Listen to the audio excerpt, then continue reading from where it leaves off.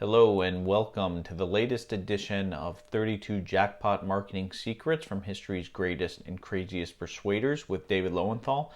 I'm David Lowenthal, and today we're going to be talking about how a mom and pop political activist organization did the impossible and changed the Constitution for the first time ever, banning alcohol and booze. I'm of course talking about Prohibition in the United States, which roughly happened from 1919 to 1933. But it's actually a really interesting story how it all came about, and an even more important story for marketers how it all came about. Because, for the longest time, obviously, banning alcohol was not a popular decision, was not a popular position to have. I heard some statistics in the mid 19th century. The average American man was drinking something like 16 gallons or 16 bottles of whiskey per year. This was a very heavily drinking. Now how people drink a lot now, but even way back then, I mean, their alcohol problems radically superseded ours in virtually every possible way.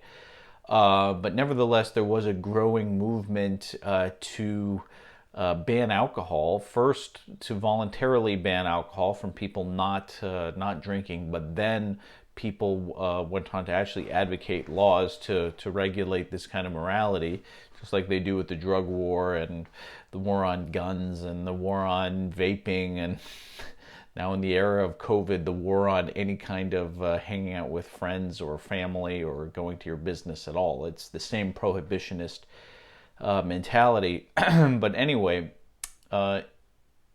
somebody eventually was able to get this movement going, and that somebody was William Wheeler of the Anti-Saloon League. I think I got that first name right, but definitely Wheeler of the Anti-Saloon League, who he started that or he ran that organization with the sole mission of getting a constitutional amendment to ban alcohol in the entire United States. Nobody else had advocated that before.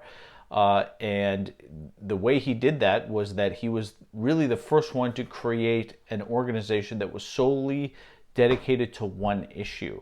And if you follow politics at all, that's a majority of what activist organizations do. They have got a small set of issues, or even one issue sometimes, that they push. But in this time, in the late 19th, early 20th century, that was pretty much unheard of. The idea of having a single issue pressure group and a single issue activist organization, that was a new thing. That was a political marketing innovation right there. The idea that we're going to have one goal and that we are going to elect or unelect people based on that goal specifically, and that that is what we are going to focus on only. So there was that innovation. They started their organization in, I believe, Southern Ohio, and they were producing so much campaign and marketing messages and propaganda and advertisements and letters and direct mail and all of that they were garnering they were sending out some 40 tons of marketing information per year. And it made this small town that the place was set up in the only small town really in America to have first-class mail, which in those days you didn't actually get mail delivered to your home. It came to a mail office, and this was really this was the first organization that put like a small town basically on a map, because it was so productive in sending out mailing literature and mailing marketing and mailing propaganda. So they eventually get it passed, and they were able to do it because they had I believe 3 key marketing principles that they put into effect that I think anybody watching this can really put into their own marketing for better, clear, more persuasive copy in anything they do. One was, emotion. The prohibition cause was not a utilitarian. We think it's better if people drink less. It was an emotional cause. It was really a crusade. It was alcohol is evil and it needs to be banned. It is destroying our families and it's destroying our country. It's destroying our communities.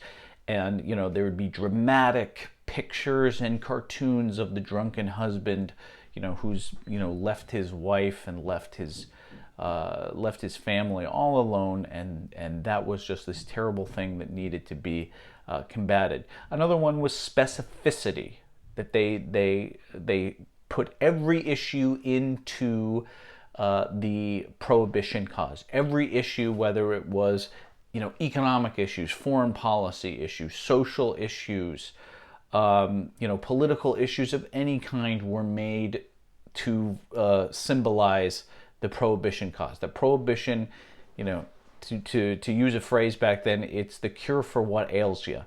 Prohibition was the thing that was going to solve everybody's problem. And another thing was vision. And you cannot have too much vision in your marketing, which is, I had a marketing mentor who said, all your bullets and all your marketing should do future pacing, which shows what that person's life is going to be like after they get this product or after they get this service. And I think the same applies to political marketing, which is you show people what the world is going to be like if they donate to your cause, what the social product they are buying, the world that they're going to be living in. And it's going to be, from your point of view, it's going to be a much better world. It's going to be, if you're a libertarian watching this, and I hope you are, it's going to be a freer world, a more prosperous world, a more peaceful world, a more capitalistic world, a world with stronger, property rights, much more voluntary action. You don't have to pay anything that you don't want to pay. You don't have to do anything you don't want to do. You get to live your life however you choose and reap the rewards of a free and prosperous society. So for prohibition, it would be alcohol is going to solve getting rid of alcohol is going to solve all our problems. We are going to have a great, productive, peaceful, God-loving society if we ban alcohol. So it was those three, emotion, specificity, and vision, that I believe really took this cause from nothing to really, for a period of almost 15 years, banned alcohol, did the unthinkable. Now, it eventually got repealed because it was a horrible idea and couldn't possibly work. But for that period of time, that ideology reigned, and it really came down to, I believe, the marketing of the prohibition cause. So thank you for watching. I appreciate it. If you're a libertarian entrepreneur or run a nonprofit agency, I recommend subscribing to my newsletter, the David Lowenthal Report, which is the world's first direct response marketing newsletter that serves libertarian entrepreneurs and libertarian nonprofit marketers. You can go ahead and sign up in my link down below. But otherwise, thank you for watching and have a great day.